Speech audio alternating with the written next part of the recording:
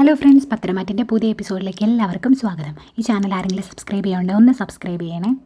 അപ്പോൾ അങ്ങനെ നന്ദു തല്ലിയ ആ ട്രെയിനറുടെ കൈ ഒടിഞ്ഞിരിക്കുകയാണ് കേട്ടോ. അതുമാത്രമല്ല, അയാളുടെ കഴുത്തിനും തലയ്ക്കൊക്കെ പരിക്കുണ്ട്. അതുകൊണ്ട് തന്നെ ട്രെയിനിങ് ക്യാമ്പിൽ നിന്നും അയാളെ പിരിച്ചുവിടാൻ വേണ്ടി പോലീസുകാർ തീരുമാനിക്കുകയാണ്. കൈയൊക്കെ ഒടിഞ്ഞുകൊണ്ട് തന്നെ ഇനി ട്രെയിനിങ് കൊടുക്കാൻ പറ്റില്ലെന്ന് പോലീസുകാർക്ക് അറിയാമല്ലോ.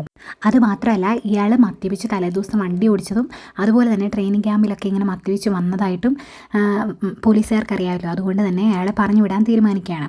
അങ്ങനെ അതുകൊണ്ട് തന്നെ അയാളെ സസ്പെൻഡ് ചെയ്യാം കേട്ടോ. അയാൾക്കിപ്പോൾ ഒരു ജോലിയില്ല, ഒരു ഗത്യന്തരവും ഇല്ല. അവസാനം അയാൾ നേരെ പോകുന്നത് വേണുവിൻ്റെ അടുത്തോട്ടാണ് സഹായ അഭ്യർത്ഥനയായിട്ട്. വേണു ആണെങ്കിൽ ആകെ പെട്ടിരിക്കുകയാണ്. കയ്യിൽ 5 പൈസ പോലും എടുക്കാനില്ല. പിന്നെ അയാൾ എങ്ങനെ സഹായിക്കുക? സംഭവം ഈ പോലീസുകാരന് മനസ്സിലാകുന്നുണ്ട് നന്ദു നല്ല 8ൻ്റെ പണി കൊടുത്തതാണെന്ന്. പക്ഷെ അവരോട് ആരെങ്കിലും ഇങ്ങനെ പറഞ്ഞു കഴിഞ്ഞാൽ അത് വളരെ മോശമായില്ലേ? ട്രെയിൻ അയക്കാൻ വന്ന പെൺകുട്ടി തന്നെ തല്ലിയെന്ന് അറിഞ്ഞാൽ പിന്നെ അത് വളരെ ചീത്തപ്പേരായിരിക്കും. അതുകൊണ്ട് തന്നെ തൽക്കാലം അയാൾ മാറി നിൽക്കാൻ വേണ്ടി തീരുമാനിക്കുകയാണ്. ആ ഒരു കിടിലൻ ട്വിസ്റ്റ് നിറഞ്ഞ എപ്പിസോഡാണ് ഇന്നത്തേത്. എന്തായാലും നമുക്ക് ഈ ഒരു എപ്പിസോഡ് സ്റ്റാർട്ട് ചെയ്യാം. അപ്പോൾ ഫസ്റ്റ് തന്നെ കാണിക്കുന്നത് എന്താണെന്ന് വെച്ചാൽ, കൈയും കാലും ഒക്കെ ഇങ്ങനെ തലയൊക്കെ ഇങ്ങനെ പരിക്കേറ്റ് ഈ ഒരു ട്രെയിനർ ഇൻസ്പെക്ടർ റൂമിലേക്ക് കയറുന്നതായിട്ടാണ്. അപ്പോൾ ഇൻസ്പെക്ടറെ നോക്കിയിട്ട് പറയുന്നുണ്ട്, ആഹാ ആരിത്, വരണം, താൻ കിട്ടിയാലും കൊണ്ടാലും ഒന്നും പഠിക്കില്ല അല്ലേടോ? ആ സാർ, എന്തിനാ വിളിപ്പിച്ചത്? എടോ, തന്നെ ശരിക്കും ആരാ തല്ലിയത്? താൻ കണ്ടിട്ടുണ്ടോ അയാളെ? എന്നാൽ ഈ ട്രെയിനർക്ക് നല്ല സംശയമുണ്ട് നന്ദുവിനെ. അതുകൊണ്ട് തന്നെ ഈ ട്രെയിനർ പറയുന്നുണ്ട്, സാർ ഞാൻ കണ്ടിട്ടില്ലെങ്കിലും എനിക്ക് നല്ല ഉറപ്പാണ് എന്നെ തല്ലിയത് ആരാണെന്ന്. ആരാ അത് പിന്നെ സാറേ എന്നും പറഞ്ഞ് അയാൾ ഇങ്ങനെ ചുറ്റിൽ നോക്കിയാണ് കേട്ടോ. അതായത് മറ്റു പോലീസുകാരൊക്കെ അവിടെ നോക്കി നിൽക്കുന്നുണ്ട്. ഇത് കണ്ടപ്പോൾ ഇൻസ്പെക്ടർ പറയുന്നുണ്ട്, എല്ലാവരും ഒന്ന് പുറത്തിറങ്ങി ഇതും പറഞ്ഞ് അവിടെ ഉള്ളവരെയൊക്കെ ഇങ്ങനെ പുറത്താക്കുന്നുണ്ട്. ആ ഇനി നിനക്ക് പറയാലോ, അവരെല്ലാം പുറത്തോട്ടേ പറ. സാറേ, എന്നെ തലയത് വേറെ ആരുമില്ല, ഞാൻ ട്രെയിൻ ചെയ്യിപ്പിക്കുന്ന നന്ദന എന്ന് പറയുന്ന പെൺകുട്ടിയാണ്. ഇത് കേട്ടപ്പോൾ തന്നെ ഇൻസ്പെക്ടർ അട്ടഹസിച്ച് ചിരിക്കുകയാണ്. സാർ എന്തിനാ ഇങ്ങനെ ചിരിക്കുന്നത്? ഞാൻ ചിരിക്കാൻ മാത്രമൊന്നും പറഞ്ഞില്ലല്ലോ. എടോ, താനൊക്കെ എവിടുത്തെ പോലീസുകാരനാടോ? ട്രെയിനിങ് കൊടുക്കുന്ന സ്റ്റുഡൻറ്റിന് തന്നെ അടി മേടിച്ചു എന്ന് പറയുമ്പോൾ നാണമില്ലേടോ തനിക്ക്? അതും ഒരു പെൺകുട്ടിയുടെ കയ്യിൽ നിന്ന്. താനൊക്കെ എവിടുത്തെ പോലീസുകാരനാ? ഒരു പെണ്ണിനെ ഒതുക്കാൻ പോലും കഴിവില്ലാത്ത നീ എങ്ങനെയാടോ പോലീസുകാരനായത്? ഓ, നീ ഇന്നലെ മദ്യപിച്ചിരുന്നു അല്ലേ? അത് മാത്രമല്ല, മദ്യപിച്ച് വണ്ടി ഓടിച്ചു വന്നു, എന്നിട്ട് പോലീസിനെ വെട്ടിച്ച് പറന്നു കളഞ്ഞു അല്ലേടാ? അത് പിന്നെ സാറേ, ഒരു അബദ്ധം പറ്റിപ്പോയി. നിനക്ക് പറ്റുമ്പോൾ അബദ്ധം, അപ്പോൾ പുറത്തുള്ള സാധാരണക്കാർക്ക് പറ്റുമ്പോഴോ? നിന്നെ പോലുള്ള പോലീസുകാരാ ശരിക്കും പോലീസുകാരൻ്റെ വില കളയുന്നത്. താൻ ഇന്നലെ മദ്യപിച്ച് ആ ബാറിൽ പ്രശ്നമുണ്ടാക്കി. അതുമാത്രമല്ല, മദ്യപിച്ചിട്ട് വണ്ടി ഓടിച്ചു വന്ന് അതൊക്കെ പോട്ടെ എന്ന് വെക്കാം. എന്നിട്ട് ട്രെയിനിങ് ക്യാമ്പിലേക്ക് കയറി. CCTV ഫുട്ടേജൊക്കെ ഉണ്ട്. ഇനിയും തന്നെ ഞാൻ ഇവിടെ നിർത്താൻ ഞാനൊരു വിഡ്ഢിയല്ല. അതുകൊണ്ട് ഇത് പിടിക്ക്. ഇതെന്താ സാറേ? പൊട്ടിച്ച് വായിക്ക്. ഇയാൾ അത് പൊട്ടിച്ച് വായിച്ച് നോക്കുമ്പോഴാണ് അയാളെ സസ്പെൻഡ് ചെയ്തിരിക്കുന്ന കാര്യം അറിയുന്നത് കേട്ടോ. അയ്യോ സാറേ, എന്നെ എന്തിനാ സസ്പെൻഡ് ചെയ്തിരിക്കുന്നത്? തന്നെ എന്തിനാ സസ്പെൻഡ് ചെയ്തിരിക്കുന്നതെന്ന് അപ്പോൾ ഞാൻ ഇത്രയും നേരം വേദോതിയത് പോത്തിൻ്റെ ചെവിയിലായിരുന്നോ? സാറേ, ഇതിൻ്റെ അവസാനത്തെ മാർഗ്ഗമായിരുന്നു സാറേ. എന്നെ ഇവിടുന്ന് പറഞ്ഞു വിടല്ലേ സാറേ.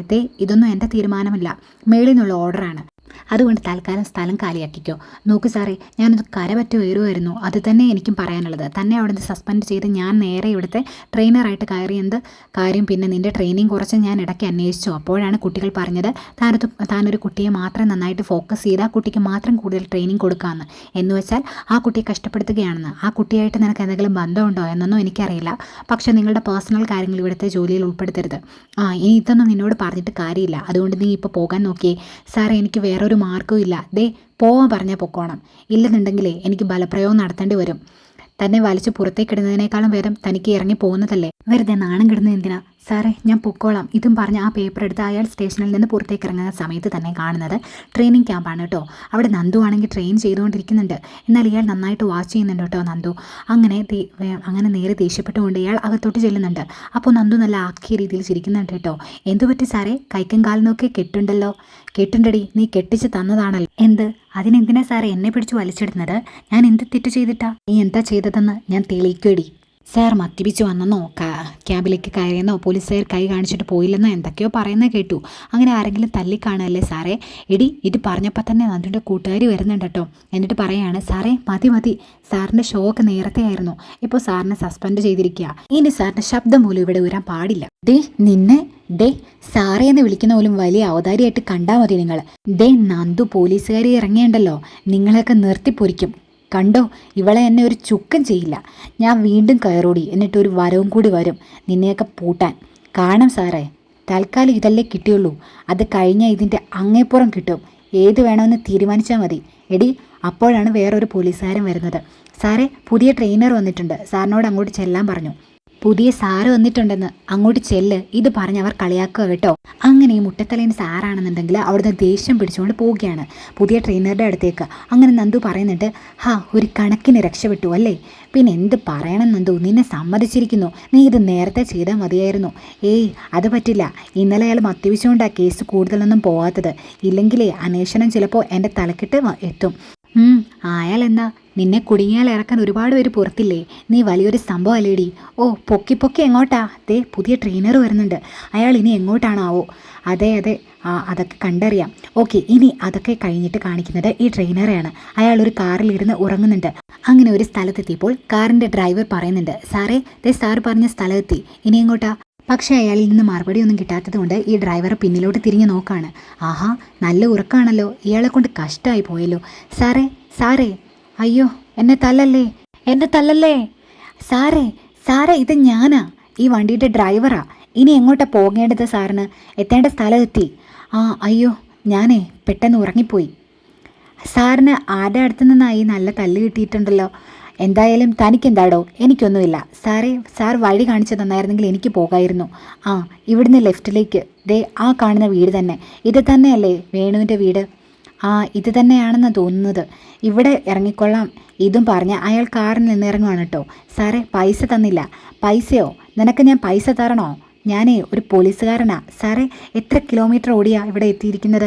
10-30 കിലോമീറ്റർ. സാറേ എനിക്ക് പണം തന്നേ പറ്റുള്ളൂ, കഷ്ടപ്പെട്ട് ജീവിക്കുന്നതാ സാറേ. ഒന്നുമില്ലെങ്കിൽ എണ്ണ പൈസയെങ്കിലും താ. നിനക്ക് എണ്ണ പൈസ പോയിട്ട് ഒരു ചുക്കും തരത്തില്ല സാറേ. ഒരുപാട് കഷ്ടപ്പെട്ട ഇവിടെ വണ്ടി ഓടിച്ച് വരുന്നത്, വഴിവിടപ്പിന് വേണ്ടി ഇതൊക്കെ ചെയ്യുന്നത്.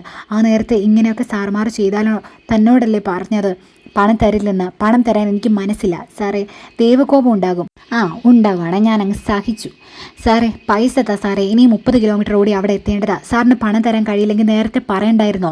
അപ്പോൾ നീ എന്നെ ഇവിടെ കൊണ്ടുവിടുമോ? ഇല്ലല്ലോ, അതുകൊണ്ട് നേരത്തെ പറഞ്ഞില്ല. നിനക്ക് പണമില്ല സാറേ, എനിക്ക് പണം കിട്ടണം, ഇല്ലെങ്കിൽ ഞാൻ ആളെ വിളിച്ചു കൂട്ടും. സാർ പോലീസുകാരനാണെന്ന് കരുതി പണം തരാതിരിക്കാൻ പറ്റുമോ? ഇവനെ കൊണ്ട് വലിയ കഷ്ടമാണല്ലോ. ഒരു കാര്യം ചെയ്യാം, തനിക്ക് എണ്ണ അടിക്കാനുള്ള പൈസ തരാം, ഇവിടുന്ന് അങ്ങോട്ട് എത്താനുള്ള ഇതും പറഞ്ഞ് ആ പോലീസുകാരൻ പോക്കറ്റ് തപ്പുന്നുണ്ട് കേട്ടോ. ഇതിലിരുന്ന പൈസ എവിടെ പോയി? പൈസ ഇല്ലല്ലോ, ഇനിയിപ്പോൾ എന്താ ചെയ്യും? വരുമ്പോൾ അറിയില്ലായിരുന്നോ സാറേ പൈസ ഇല്ലെന്ന്? അതൊക്കെ ഇപ്പോൾ നോക്കിയിട്ടാണോ ആരെങ്കിലും വരിക? ഒരു കാര്യം ചെയ്യാം, എൻ്റെ കൂട്ടുകാരൻ്റെ വീടാണ് ഇത്, ഇവിടെ കയറി ഞാൻ പണം ചോദിച്ചിട്ട് തരാം. എന്ത് ചെയ്താലും വേണ്ടില്ല സാർ, എനിക്ക് തരാനുള്ള പണം താ. ഒന്ന് അടങ്ങടോ. തല്ല് വാങ്ങിച്ച് കൂട്ടാൻ വയ്യ, വേണുവിൻ്റെ കൈ പൂത്ത കാശല്ലേ. ഇതും പറഞ്ഞുകൊണ്ട് അയാൾ നേരെ പോയിട്ട് ആ കോളിംഗ് ബെൽ അടിക്കുന്നുണ്ട് കേട്ടോ. അപ്പോൾ തന്നെ രേവതിയാണ് വന്ന് വാതിൽ തുറക്കുന്നത്. വാതിൽ തുറന്ന പാടെ തന്നെ ഇയാളെയാണ് കാണുന്നത്. അയ്യോ ഇതാര്? ഏട്ടാ ഇതാരാ വന്നിരിക്കുന്നത് നോക്കി. വേണോട്ടാ. അതെ വരുന്ന രേവതി. എടാ നീയോ വേണുട്ടാ? അല്ല, നീ എന്താ ഈ വേഷത്തിൽ? നിന്റെ കൈയും കാലുമൊക്കെ എന്തു പറ്റി? അതൊക്കെ ഞാൻ പറയാം, ആദ്യം എനിക്ക് കുറച്ച് കാശ് തരുമോ? കാശോ? എന്താ എത്ര വേണം? അത് ഒരു 1000 രൂപ തരുമോ? എന്ത് 1000 രൂപയോ? 1000 രൂപയൊന്നും എൻ്റെ കയ്യിലില്ല. 1000 വേണം ഏട്ടാ, ഇതൊന്നും മനസ്സാരമല്ലേ. 1000 രൂപ എടുക്ക്. ഇവൻ എന്നെ മുടിപ്പിക്കാൻ വന്നേക്കുവാണോ?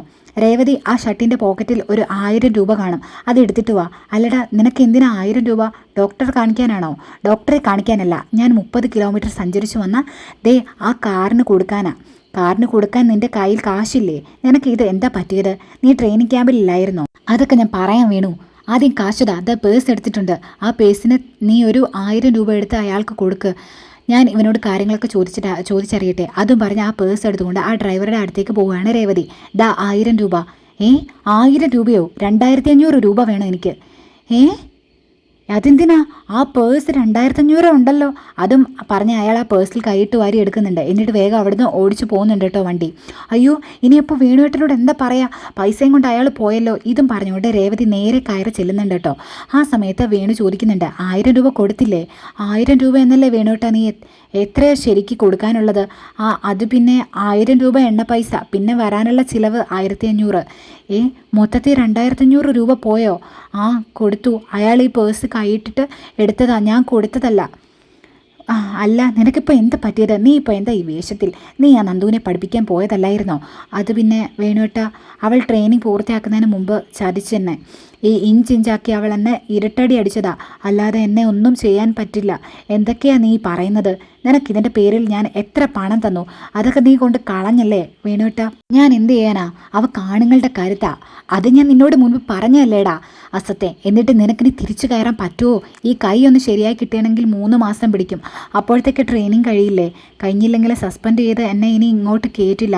സസ്പെൻഡ് ചെയ്തെന്നോ? നിന്നെ എന്തിനാ സസ്പെൻഡ് ചെയ്തത്? അത് പിന്നെ എടാ, നീ എന്ത് പ്രശ്നം അവിടെ ഉണ്ടാക്കി വെച്ചിരിക്കുന്നത്? ഞാൻ കാരണം നീ ആ നന്ദുവിനെ കഷ്ടപ്പെടുത്തിയത് ആരെങ്കിലും അറിഞ്ഞോ? ഏയ്, അതൊന്നും അറിഞ്ഞിട്ടില്ല. പക്ഷേ വേറൊരു സംഭവം ഉണ്ടായി. എന്ത് സംഭവം? എന്തായാലും എന്നെ സസ്പെൻഡ് ചെയ്തു. ഇനി കുറച്ച് ദിവസം ഞാൻ ഇവിടെ കാണും. എൻ്റെ ചിലവൊന്ന് നോക്കിയേക്കണേ. സസ്പെൻഡ് ചെയ്തെന്നും പറഞ്ഞ് വീട്ടിലേക്ക് ചെന്നാൽ ഭാര്യ എന്നെ തല്ലി ഓടിക്കും. ഷോ, ദേ, നിങ്ങൾക്ക് വേണ്ടിയല്ല ഞാൻ കഷ്ടപ്പെട്ടത്. 3 മാസം വീട്ടിലോട്ട് കുറച്ച് തുക അയച്ചു കൊടുക്കാറുണ്ട്. അത് വേണേട്ടൻ എങ്ങനെയെങ്കിലും സംഘടിപ്പിച്ചു തരണം. എന്ത്? ഞാൻ സംഘടിപ്പിച്ചു തരണമെന്നോ? ആ, സംഘടിപ്പിച്ചു തരണം. ഒരു 25,000 രൂപ മതി. 25,000 രൂപയോ? അങ്ങനെ രേവതി പറയുന്നുണ്ട് കേട്ടോ. വേണുവേട്ട, 25,000 രൂപയോ? എന്താ ഇത്? അല്ല, വേണുവേട്ടനല്ലേ പറഞ്ഞത് വലിയ ബിസിനസ് ചെയ്യുന്നുണ്ടെന്നും പിന്നെ അനാമിക ഇങ്ങനെ കെട്ടിച്ചുവിട്ടത് വലിയ തറവാട്ടിലാണെന്നൊക്കെ. ആവശ്യമുണ്ടെങ്കിൽ അനാമിക മോൾ വിളിച്ച് ചോദിച്ചാൽ മതി, അനാമിക മോൾ പണം ഇട്ട് തരുമെന്നൊക്കെ. പിന്നെ നിനക്ക് അനന്തപുരിക്കാരെ ശരിക്കും അറിയാൻ മേലഞ്ഞിട്ടാ. ആ, അതെന്തെങ്കിലും ആവട്ടെ വേണുവേട്ട, ഞാൻ പറഞ്ഞതൊക്കെ ചെയ്താൽ മതി. ദേ, അങ്കിൾ എത്തിയിട്ടുണ്ടെന്ന് അനാമിക മോളെ ഒന്ന് വിളിച്ചറിയിക്ക്. അവൾ ഓടി എത്തും ഇവിടെ. എത്തും. നിന്റെ കഥ കഴിക്കോള്. ആ നന്ദുവിനെ എങ്ങനെയെങ്കിലും ആ ട്രെയിനിങ് ക്യാമ്പിന് പിരിച്ചുവിടാന്ന് പറഞ്ഞിട്ട്. അതിനൊരു വഴിയുണ്ട്. ഇപ്പോൾ വന്ന ട്രെയിനറല്ലേ, ആൾക്ക് കുറച്ച് പൈസ കൊടുത്താൽ മതി. അയാൾ ഒതുങ്ങിക്കോളും. പണമല്ലേ, ഇനി തന്നെ മൂക്കിലിട്ടൊരെണ്ണം തിരിഞ്ഞാൻ. ഇനി എൻ്റെ മോളോട് ഞാൻ എന്ത് പറയും രേവതി? എനിക്കറിയില്ല, നിങ്ങളൊക്കെ കൂടി ഉണ്ടാക്കി വെച്ചതല്ലേ, അങ്ങ് തീർക്ക് അച്ഛനും മോളും കൂടി. ഇന്നത്തെ എപ്പിസോഡ് ഇത്രയേ ഉള്ളൂ. നാളെ അപ്പോൾ അനാമിക വന്നിട്ട് എന്തൊക്കെ നടക്കുമെന്ന് നമുക്ക് കാണാം. ഈ ചാനൽ ആരെങ്കിലും സബ്സ്ക്രൈബ് ചെയ്യേണ്ടോ ഒന്ന് സബ്സ്ക്രൈബ് ചെയ്യണേ. അതുപോലെ ലൈക്ക് ചെയ്യാനും ഷെയർ ചെയ്യാനും മറക്കരുതേ. അപ്പോൾ ഓക്കെ, ബൈ ബൈ.